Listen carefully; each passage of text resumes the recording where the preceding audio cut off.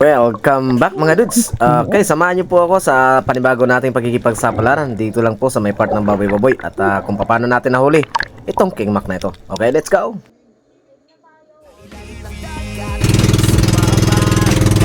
Spiro TV, ganda ng kailaliman masasaksihan. Marami kang matututunan. Sa ilalim ng dagat, ika'y sumama. Kay Dudes Spiro TV, kaya halika na aray, samahan ng malipad. Si Dudes Spiro TV.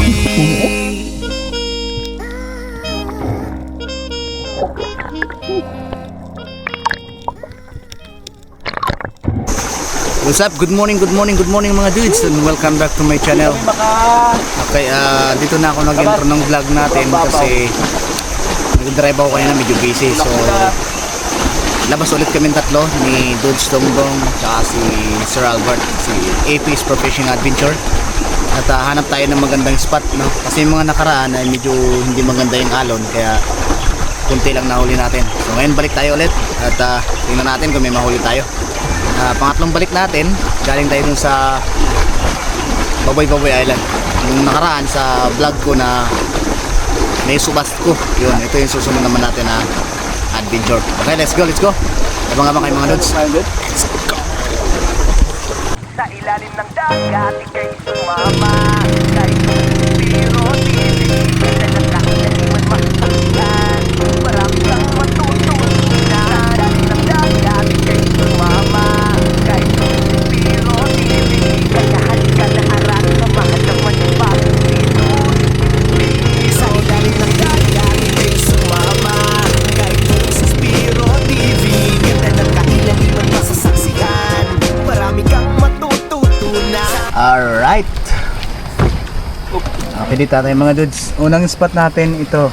So, try natin kung may mahuli tayo dito. Matagal natin hindi napapanaan yung area na to.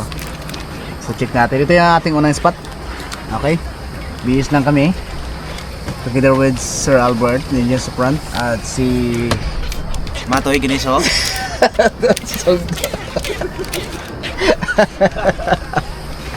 Alright, wala. Shout out bro Jake Adventure. Kailan kang bababa dito? Let's go! Iba't ibang mga kaganapan matutunghayan. Talagang mag-e-enjoy sa kanyang ginagawa. Mga hakbang sa panghuhuli, lahat ay posible. Sa galing niya ay masasabihang ibang klase. Dudes Spiro TV. Welcome back mga idol. At samahan niyo po ulit kami sa aming pagkikipagsaplaran kasama si Dudes Dongdong, si PEP's Professional Adventure. At balikan natin yung ibang area na hindi na natin napuntahan yung mga nakaraang araw pa. Ito, dito muna tayo nagsimula sa tinatawag namin tipak na bato dito sa may Cadlaw Island. Nangyari ang pag-landslide na bato ito tungkol sa pangyayari ng Yolanda, yung isa sa malakas na bagyo na tumama dito sa El Nido. At sa kabutihang palad lang ay hindi masyadong nahagip ang ating lugar, ano? At itong batong ito ay nag-collapse, kaya naman marami kang makikita mga malaking bato o solid rock dito sa ilalim, o yung mga limestone na nag-collapse galing pa sa ating isla.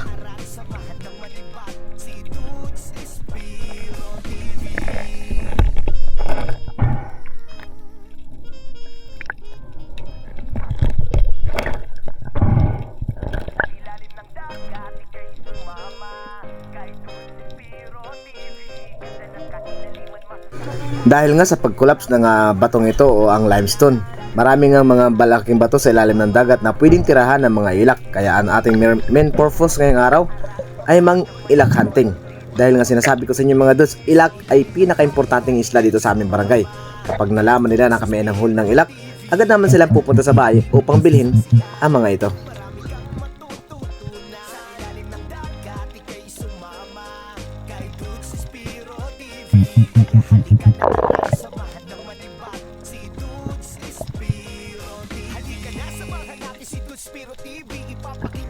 At ang area kung saan ako naroroon ngayon, ito ay tinatawag na Cadlaw Island, isa sa pinakamalaking isla dito sa El Nido.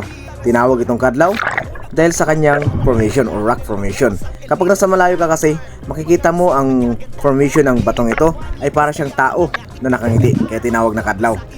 Cadlaw is a native Koyonin language na ang ibig sabihin ay ngiti o tawa. Yung mga nakikita nyo na yan, ayan ay mga boulders rock, pero yan ay galing sa taas na nag-collapse. isa yung limestone. Dito lang binagsak. Kaya sinisigurado ko pag may mga ganito kayo nakita, siguradong marami kayong makikita ang mga ilak dito or mga grouper. Pero hindi masyadong magandang ating visibility.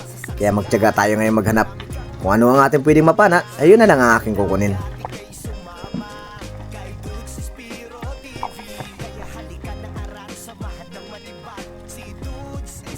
Dahil nga ang ating content ay catch and sell and cook, lahat ng pwede nating matira maliban sa forbidden fish, pwede nating kunin.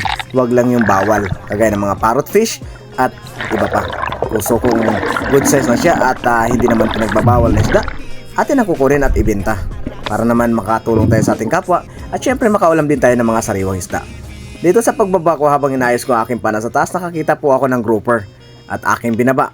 Una mailap ang grouper na to, pero hindi na ako nagpaligoy-ligoy pa. Nag-freak pull lang ako mga dudes at pagharap, eto, tinira na natin.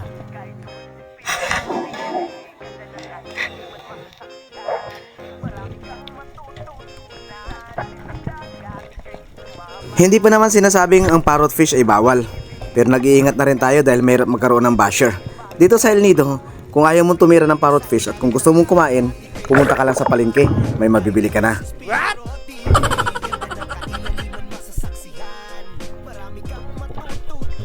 Kahit medyo napababa ang ating pagkatama dito sa ating unang isda o sa ating grouper, ay hindi pa rin siya nakabitaw. Kaya maganda na rin ito mga dudes para sa ating panimula. Ang una nating isda, isang coral trout grouper o sono kung tawagin.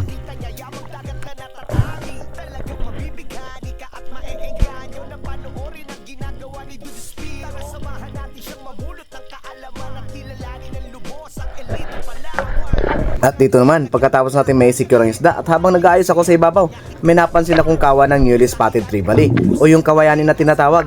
Kaya nag-free pull na ako, kunting fish call at namili na ako ng isa sa malaki sa kanila. At ito ang nangyari.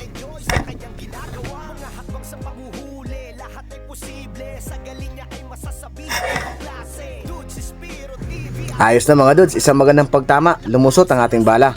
Yung mga ganitong isda mga dudes, pag hindi mo na sentido, talagang napakalikot, kaya maainam na gawin ay bigyan ng tensyon ang iyong line para hindi niya masabit sa bato.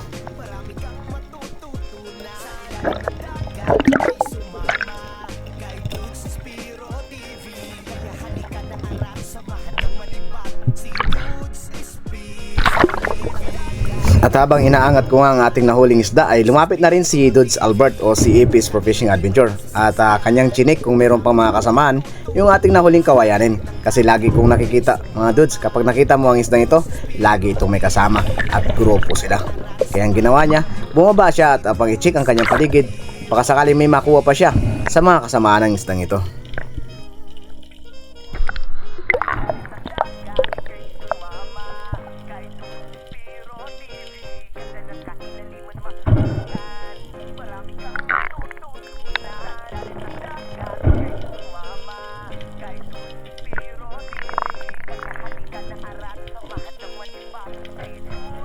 At secure na ang ating pangalawang isda sa umagang ito.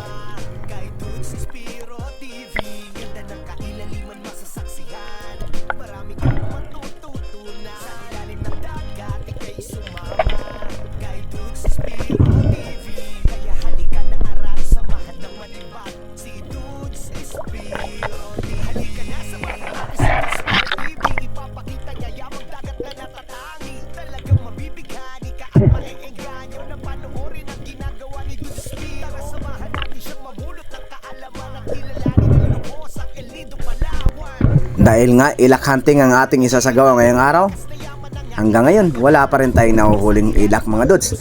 Pero napansin ko, nandito pala nagtatago ang ibang ilak sa may malalim na bato. At nagtatago-taguan lang kami mga dudes. Kaya ang ginawa ko, sumingit ako sa isang groove na bato at nag-fish call. Kaya nung may lumapit, syempre, kinuha ko na.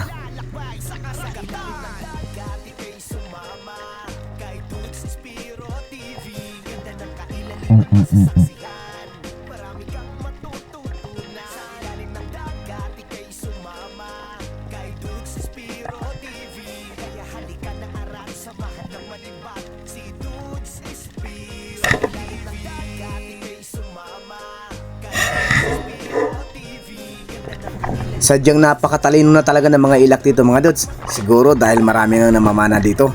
Nakahuli nga ako ng isa pero kailangan ko magtago sa bato at mag-fish call. Kaya nung magkaroon sila ng medyo may konting kuryosidad, lumapit sila kung saan at hindi nila alam, isa palang trap. Kaya nakahuli tayo ng isa. Sa ilalim ng dagat kahit pero di nakakaliman masasakyan. Marami kang matututunan. Sa ilalim ng dagat ika'y sumama kahit pero di Hindi nga kalakihan yung isdang ito o yung tinatawag na drummer fish o yung ilak. Pero ang lasa nito, masarap talaga pag inihaw. Kaya naman mas mabinta ito sa aking talipapa.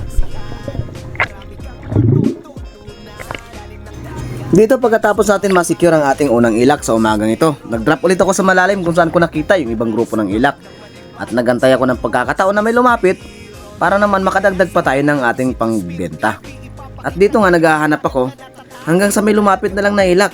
Yung hindi ko lang napansin mga dudes, napakalapit na pala sa bato ng ating pana, kaya ito ang inyong maririnig.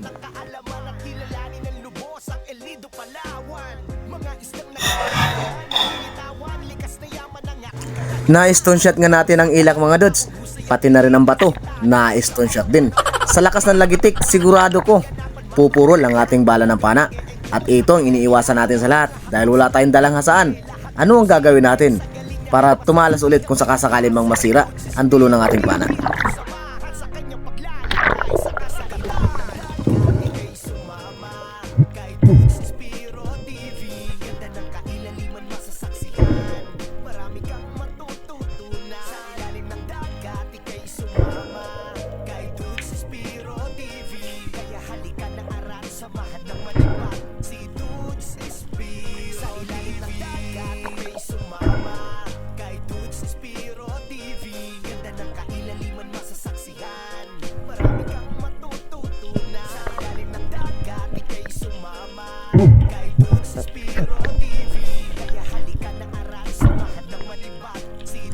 Isa na namang ilak para sa ating pang-apat na isda at naisikir na natin ito.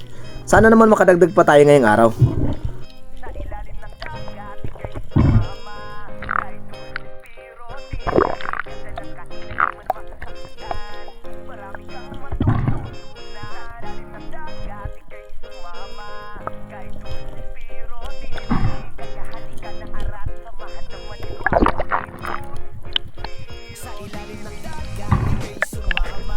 Ito na nga ba ang sinasabi ko? Dahil sa lakas ang pagkakatama ng pana sa bato, alam niyo naman na ang limestone rock ay isa sa mga solid rock. Kaya naman nagkaroon ng pagpuro lang ating bala. Kadahilanan na pumunta tayo sa mababaw para maghanap ng pwede natin gamitin hasaan. At dito, trinay ko sa bato. Pero nakakatawa talaga, mas nauna pa naubos ang bato. Dito naman pumunta ako sa isang part talaga na nababaw. At dito sa taas, pero tinutulak ako ng alon. Sinubukan ko pa rin kung gagana. Hindi pa rin talaga gumana mga dudes. Parang mas nauuna pang maubos ang bato. Kaya wala na akong magagawa kundi ipagpatuloy aking sport fishing kahit hindi na matalas masyado ang ating pana. At dito nga mga dudes, pagbalik ko sa dagat, nasa lubong ko si AP Sport Fishing Adventure. Nakahuli na ng isang napakamamahaling isda, ang coral trout grouper. At ang ganda ng tama mga dudes, stone shot or na headshot pala siya. Pero lumusot sa mata at lumusot naman sa kanyang hasang. Kaya hindi nasugatan yung lapo-lapo na kanyang nahuli. Isang magandang pagtira. Congrats sa iyo, Sir Albert. Hindi nakagalaw. Kaya nga, maganda ko na ilan. Maganda ko lumabas siya. Para sa akin, yung long bell, hindi ako. Amen.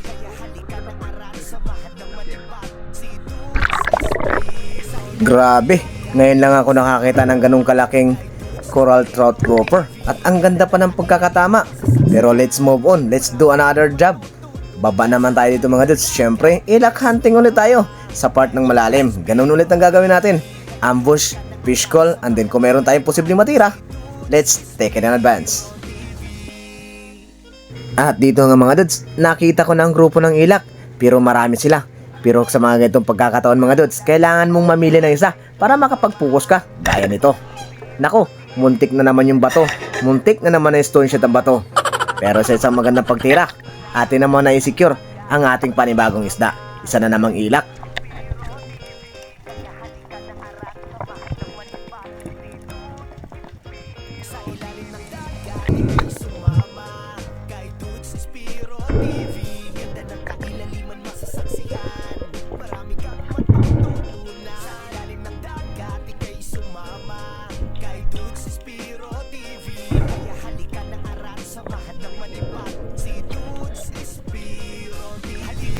Pagkatapos nga natin may secure, binalikan ko lang yung spot kung saan natin napana ang ilak na ito. Ganun pa rin, ambos na naman ulit tayo mga dudes. Syempre, ang ilak ay isa sa malakas ang kuryosidad. Kaya ito ang nangyari. Nung pag-fish call ko, may lumapit agad. Kaya syempre, kinuha ko na.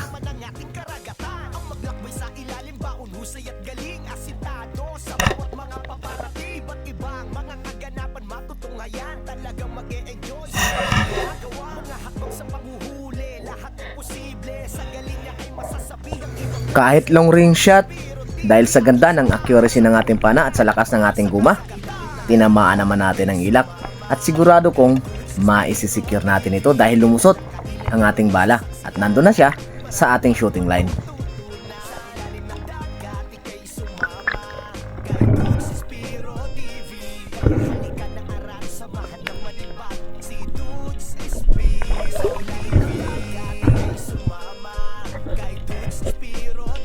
At pagkatapos nga ng ilak na yon, napag-isipan na namin na bumalik sa bangka upang kumain o di kaya namay lumipat sa ibang spot para madagdagan pa ang ating pangbenta.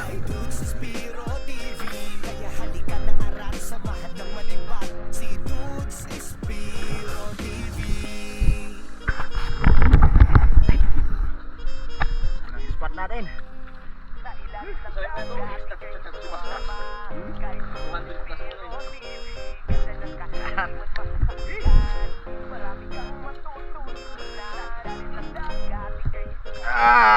Pwede na yan. Ang spot, hindi na masama.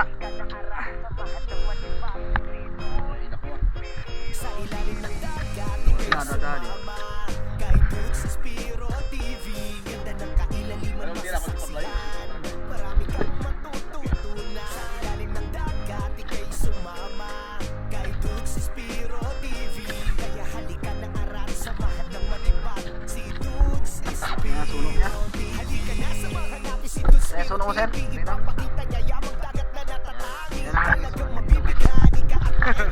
Puntot pa lang. Sunog na. Grabe, ang laki. Yan ang tagal kong pinaano doon. Hindi ko napapana. Yung ano na yan, kaya pinapalapit ko pa lahat sila. Hindi ko pinapana yan. Kaya tinuturo ko sa inyo sa ilalim. Yan mga.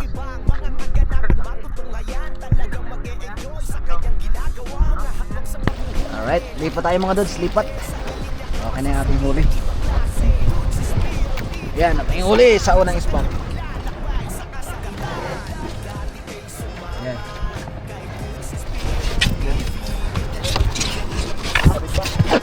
Layo mo lang. At dito nga mga dudes, habang tumatakbo ang ating bangka patungo sa ibang spot, nag-prepare na si Dudes Dongdong ng apoy upang makapagsalang ng ating iihawin. Dahil nga tanghali na, time to prepare our lunch. At masasarap talaga na isda ang ating iihawin ngayong araw. Luto na ang ating ulam. Talagang singsingan tawag yan. At yung ilak hindi pa. Yan pa. Manding. Ang maliit na buong. May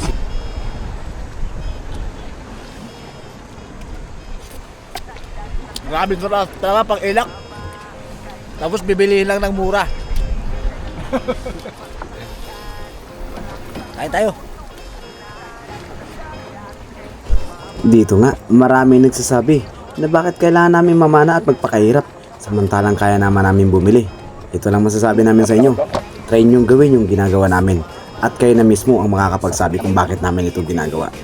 Dito kasi, nag-i-enjoy ka na, nagkakaulam ka pa ng libre at isa pa, nakakabinta ka pa at nagkakaroon ka ng pera. Kaya ano pang gagawin mo? Napaka-enjoy talaga ang mamasyal sa ilalim ng dagat. Mga dudes, oh. Lalo na kung bibigyan ka ng mga blessing kagaya nito. Ulala! Pagkatapos nga ng isang masarap na pananghalian at pagkatapos ng pagpapahinga ng halos isang oras, let's get back to the water mga dudes. Dito na tayo sa ating paboritong spot, ang Baboy Baboy Island. Pero mga dudes, hindi masyadong maganda ang visibility ngayong hapon. Kasi nga, dahil sa underwater current.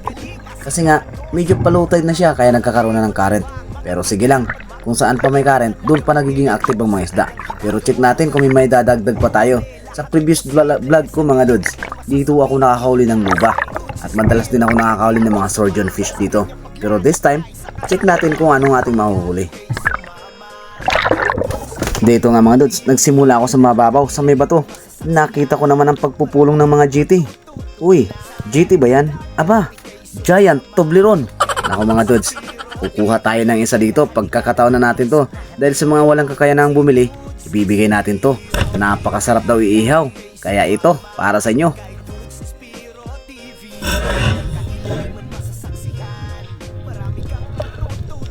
Ninanais ko pa sanang makapag-double kill ako. Pero dahil sa dami at medyo nakakaduling tingnan, isa na lang ang napili ko. Isang giant Toblerone. Eto, pwede sa ating mga kaibigan na mahihilig mag-ihaw.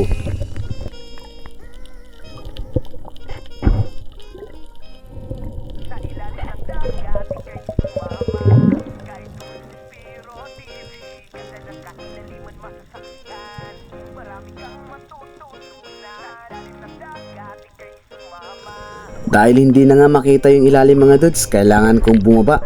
Ang ginagawa ko dito mga dudes, hanggang kalagitnaan lang ako. Dahil nakikita ko na rin ang ilalim pag sa gitna ako. At ito ang magandang nangyari mga dudes, habang nasa gitna ako. Paangat na sana ako nang biglang may lumabas na isang makarel o king mac. Nung makita ko, buti na lang mga dudes, may hangin pa ako. Kaya ang ginawa ko, nag-squid hand at unti-unting lumapit sa kanya. Nung makuha ko na ang tamang timing, at eto ang nangyari.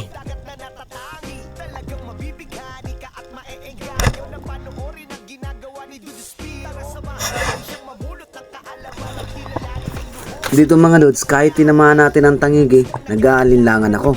Kasi nga, mukhang napataas ang ating tira at may posibilidad na mapunit at makawala ang ating isda. Ito ay isang king makarel o tanigi. Kaya pag angat ko, hinahanap ko kagad si Sir Albert at si Dudes Dongdong. Dahil nais kong ipasikan siya ang ating nahuling isda. Ayokong makawala ito dahil sayang din ito mga dudes. It's a good size na rin. Kaya hindi ko binahila masyado ang ating line. Hinahayaan ko lang siya mapagod. Nung mahawakan ko ng ang ating line mga dudes, dahan-dahan ko siyang hinihila. Pero hindi ko pinipirsa dahil natatakot nga akong mapunit. Habang hinahanap ko pa rin sila Sir Albert at si Dudes Dongdong. Sana naman dumating sila bago makabitaw ang isda.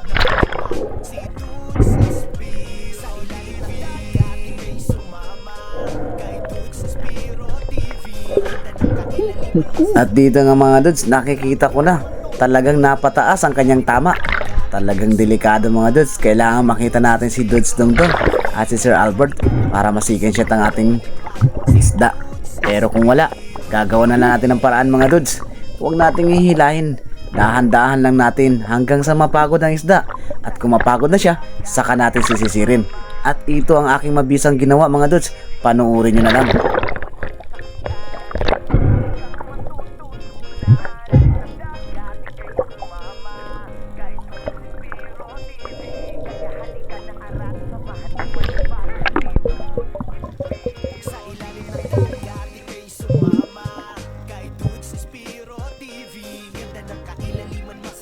Sa unang attempt mga dudes, medyo malakas pang isda, kaya bumalik muna ako sa ibabaw. Habang pinapagod ko siya, kasi ang plano ko mga dudes, pagurin ko siya, tapos dahan-dahan kong sisisirin at hahawakan ng buntot.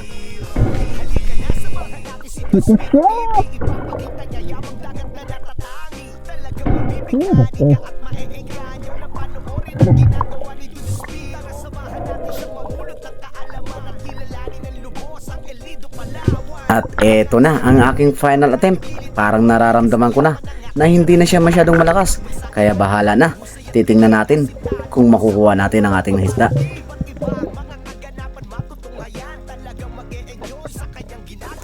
Nako, talagang kunting-kunti na lang mga dudes, matatanggal na.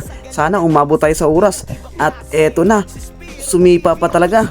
Nako, kailangan nating arihan. At eto, nahawakan na natin ang buntot mga dudes. Success na!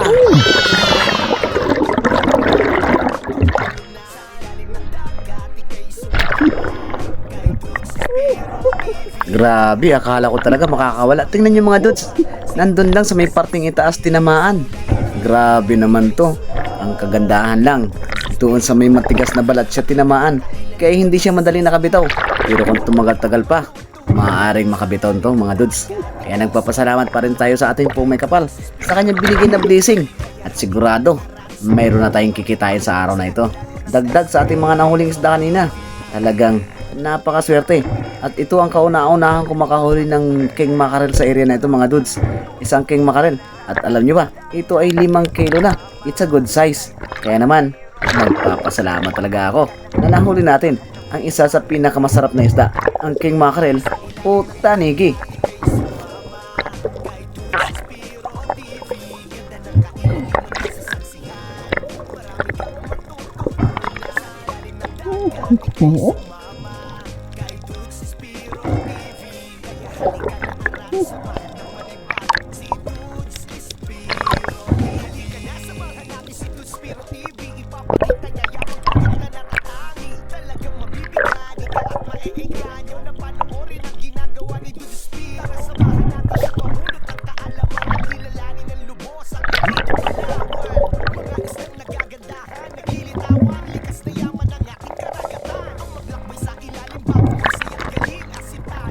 Dito nga mga dudes, pagkatapos natin may secure ang ating isda, may lumapit na bangka at kilala ko, may kasama pang turista at ang kanilang tour guide ay kaibigan ko pa. Wala nga silang nahuli mga dudes dahil nagbubutong fishing sila dahil sa sama ng panahon at medyo walang isda sa area. Lumapit sila sa akin at nagtanong kung may nahuli. Nais kasi nilang bilhin ang aking nahuling tanigi. Pero sabi ko sa kanila, mayroon pang isa doon o yung nahuli ni Sir Albert, yung coral trout grouper. Alam mo naman mga dudes, ang mga taga Manila mahilig sa mga lapu-lapu. Kaya ginawa ko, sumama ako sa kanila at pumunta kami sa bangka para mayroon silang pagpipilian. What's up mga dudes? Okay, may meron tayong buyer dito sa laot. Yan, may buyer po tayo. Nangawil po sila pero wala silang nahuli. Kaya ngayon, tinatanong lang kung magkano ang presyo ng ating makarel. Kalahin mo literal ba? Mga dudes, literal na may buyer sa laot. Sarap. At hindi nga ako nagkamali mga dudes, nagustuhan nga nila ang coral trout grouper ni Sir Albert. Kaya ito ang aming ibibenta. Talagang tuwang-tuwa ang mga turista mga dudes dahil nga fresh na fresh pa, mauulam na nila. Alam nyo ba mga dudes, 1,000 pesos ang bili niyan sa coral trout grouper ni Sir Albert. May 1,000 si Sir kasi nabinta niya yung kanyang lapu-lapu. Grabe laki oh. Woo! Yes, nakahuli na rin sila. Ayan, meron pa tayong mga kaibigan. From, taga-saan po kayo ma'am? Ma'am, taga-saan po kayo? Cavite. Yes. Shout out sa mga taga Cavite dyan. Uy, may bonus pa si Yay! Okay. Sa laot. Binilisan ni Sir. At ayun nga mga dudes, pagkatapos nga nilang nabayaran ng isda, umalis na sila. At tuwang-tuwa naman ang ating mga kaibigan turista. At syempre kami, back to work. Kasi pahapon na, kailangan namin may dagdag. Kung anong may dadagdag namin, ayun na lang ang aming hulihin. Gaya nito, isang giant tublero na naman mga dudes. Pandagdag sa ating iba papamigay. Kasi pag uwi natin mga dudes, maraming mga buyer at ang iba nakatingin lang. Siguro, walang pambili kaya ibibigay na natin to. Dito mga dudes, talagang kumukuha kami ng bayang. Kung ito ay simpleng isda lang sa inyo at hindi nyo kinukuha, dito sa amin kinukuha namin to. Basta't sa malalim na area lang. Kasi mga dudes, marami kaming binibigyan ito. At bawat may binibigyan kami to, tuwang-tuwa sila mga dudes dahil napakasarap daw itong iihaw. Kaya libre na ang kanilang ulam.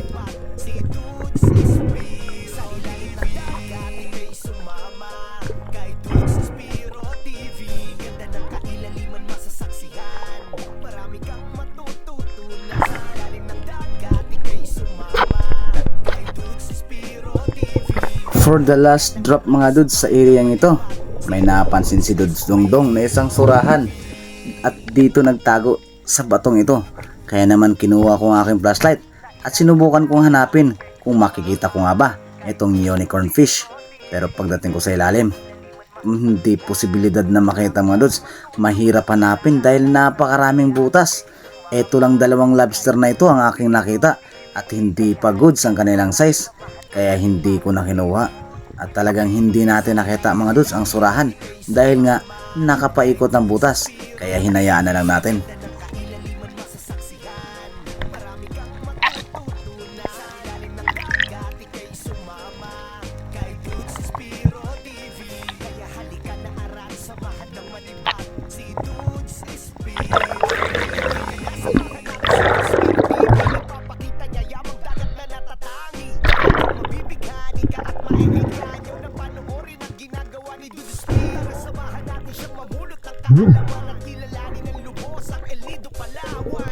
At dahil hapon na mga dudes, unload na tayo ng ating spare gun. Time to go back home na mga dudes at para magbenta ng ating isda. Medyo malayo-layo pa kasi ang ating uwian. Nasa halos isang oras na rin mga dudes ang ating biyahe galing dito sa Baboy Island patungo sa ating bahay. Kaya naman, bumalik na ako sa bangka. Okay na rin ang ating mga nahuli mga dudes, pwede na natin pagkakitaan. Maraming salamat sa inyong pagsuporta mga dudes at sa walang sawang panunod ng ating YouTube channel. At pagdating ko nga sa bangka mga dudes, nandun na rin pala sila Dudes Dongdong at saka si Sir Albert. Naghihintay na sa atin at okay na rin, goods na rin sila. Nakahuli na rin sila ng kanilang pambenta.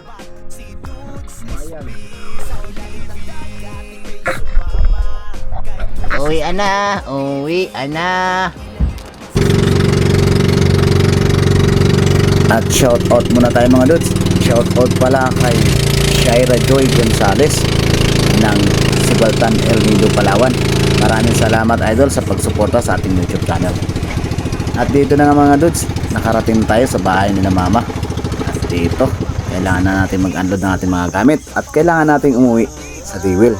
Medyo gagamit pa tayo ng sasakyan bago tayo makarating doon at siguradong may naghihintay na ng mga buyer. At syempre dahil tapos ng ating adventure sa araw na ito mga dudes, nagpapasalamat tayo sa ating pong may kapal sa pag-iingat sa atin at sa pagbibigay ng blessing. Syempre pangalawa sa inyo mga idol sa walang sawang pagsuporta sa ating YouTube channel. At kung ikaw ay bago sa aking YouTube channel mga dudes, kung nagustuhan mo ang aming content, huwag niyo pong kalimutang i-hit ang notification bell kapag nag-subscribe po kayo sa amin. At huwag niyo rin pong kalilimutan na mag-send ng message sa ating bawat video kung nais niyo pong magpa-shoutout. Maraming salamat po sa inyo.